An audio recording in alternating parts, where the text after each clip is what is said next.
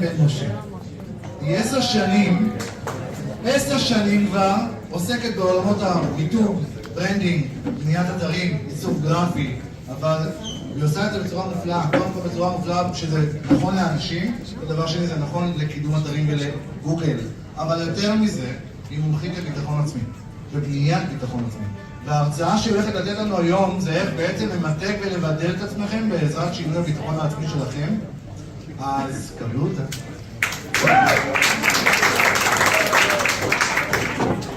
כולם, סלחו לי שאני עם דפים פשוט עוד שבועיים אני מתחתלת והראש שלי קצת...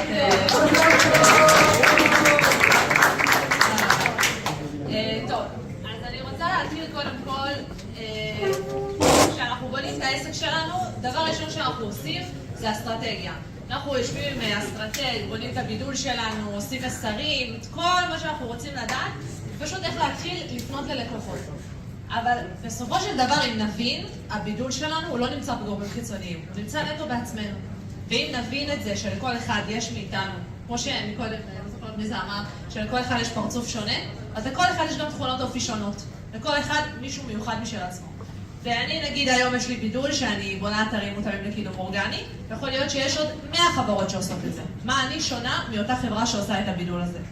אז בסופו של דבר, ממחשבה יצא שביטחון עצמי זו תכונה שאנחנו יכולים להעניק לעצמנו, וככה לפתח את הבידול שלנו יותר. אם אני היום פונה לאיזשהו לקוח ואני מדברת איתו בביטחון, הסיכוי שהוא יסגור איתי גבוה יותר משל חברה אחרת שמציעה את אותו פתרון, אבל מדברת בפחות ביטחון. זאת אומרת, אם עכשיו מישהו מתקשר ואני מדברת איתו בביטחון עצמי ומראה לו שאני בטוחה במוצר שלי ובי, וכמובן בעסק שלו, שאני יכולה להביא אותו לגבהים, הסיכוי שהוא יבחר בי יותר גבוה. בסופו של דבר, ביטחון עצמי יכול לסגור לנו יותר עסקאות, וזה מוכח וזה ודאי. כאילו, אין מצב שלא, אתם פשוט צריכים לאמץ את זה, וגם אם עכשיו אתם יושבים ואומרים, מה, אין לי ביטחון עצמי, מה, אני לא יכול לדבר ככה מול אנשים, זה דברים שאפשר לאמץ, דברים שאפשר לעבוד עליהם. אוקיי. הדבר השני זה כשכבר יש לי ביטחון עצמי. נגיד עכשיו, אנחנו בקהל, יושבים פה לא מעט בונה ומעצבי אתרים, נגיד להיכנס פה עכשיו לקוח, למי הוא יפנה? לכל אחד יש פה בידול אחר, כל אחד יש לו תיק עבודות מפוצץ, הוא כבר שנים בתחום, יש לו מלא ניסיון ולקוחות, אבל למי הוא יפנה? אז היחיד שהוא יפנה אליו זה זה שיתבלט, זה זה שיהיה עם ביטחון עצמי וירצה פשוט להגיד לו, בוא אליי, אתה לא תצטער על זה. הביטחון העצמי שלנו הוא מה שיגרום ללקוח להגיע אלינו. ואני אתן איזושהי דוגמה. נגיד עכשיו אני רוצה לעשות תבשיל של סבתא.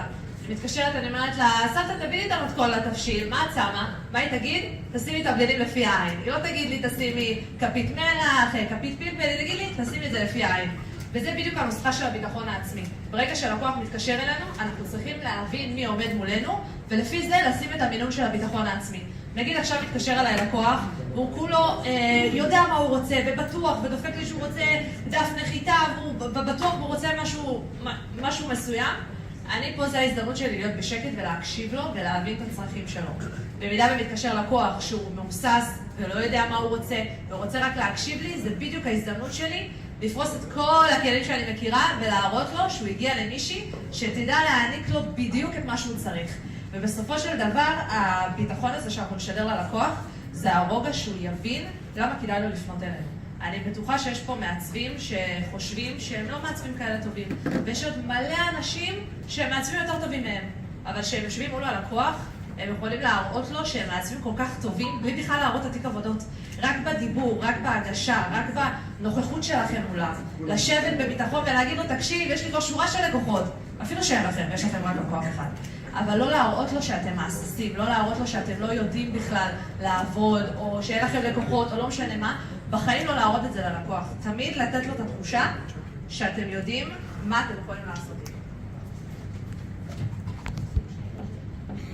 הדבר השלישי זה בסופו של דבר להבין שאנחנו הפנים של העסק שלנו.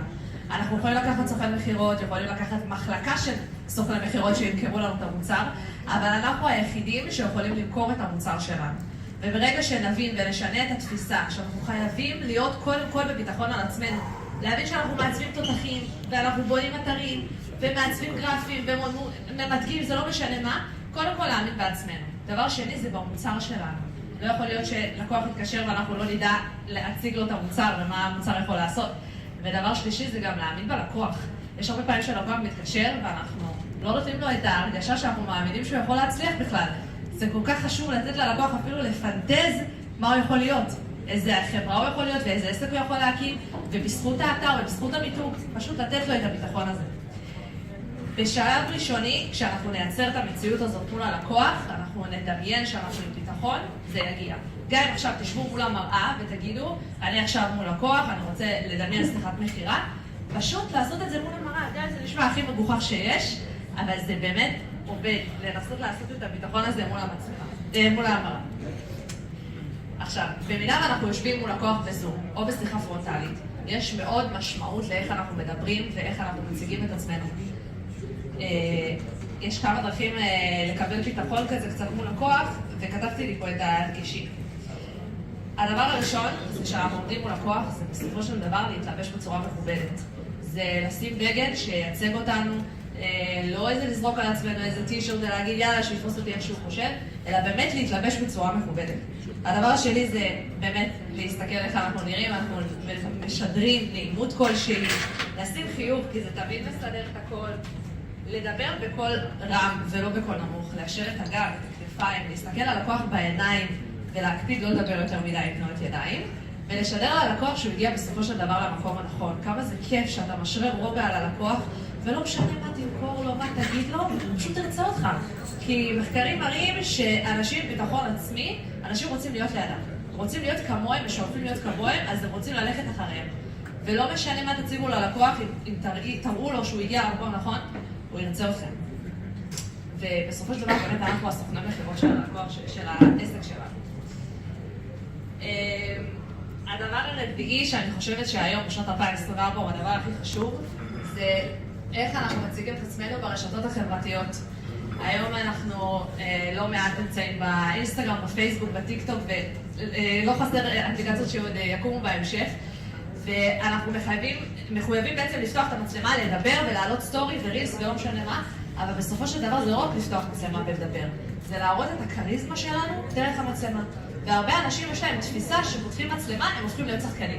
הם מגמגמים, הם לא מצליחים לדבר, הם לא יודעים מה לעשות, אבל אם לחשוב על זה מול אנשים, אני צריכה יותר לפחד מאשר מצלמה. אז איך אנחנו עושים את זה? איך אנחנו מעבירים את הכריזמה הזאת מול המצלמה?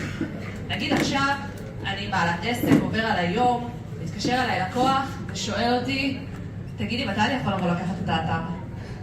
זה קורה לא מעט אנשים שחושבים שאפשר לבוא לקחת את האתר אולי בדיסק-און-קי או משהו.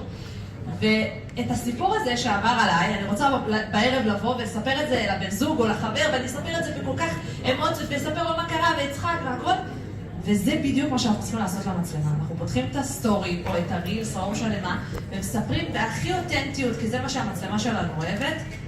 בלי משחק, בלי שחקנות, בלי שום דבר, פשוט מה קרה, את הסיפור. עכשיו, לא מספרים את כל הסיפור מההתחלה ועד הסוף. לוקחים את החלק הכי משמעותי בסיפור, מתמצתים אותו, מתחילים איתו מההתחלה, ורצים עם הסיפור בהמשך. זה בסופו של דבר מה שיגרום ללקוח להתחבר אלינו גם דרך המצלמה, הכריזמה הזאת שתעבור. אנחנו חייבים להקפיד לצלם את עצמנו ברשתות החברתיות, זה לא מספיק שנעלה פוסט כתוב או כל מיני סרטונים עם voice over, אנחנו באמת צריכים שהלקוח יתחבר אלינו ויראה עד כמה אנחנו יכולים לעזור לו.